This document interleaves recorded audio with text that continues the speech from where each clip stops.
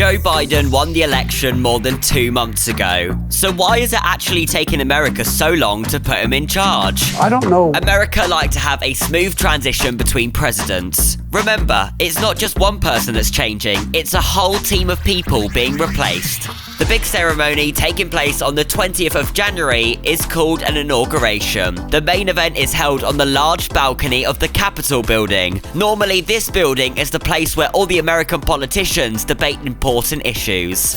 The incoming president is joined by an audience of loads of important people, such as former presidents. The incoming president basically agrees to a list of rules for being in charge. The list of rules are called the Constitution.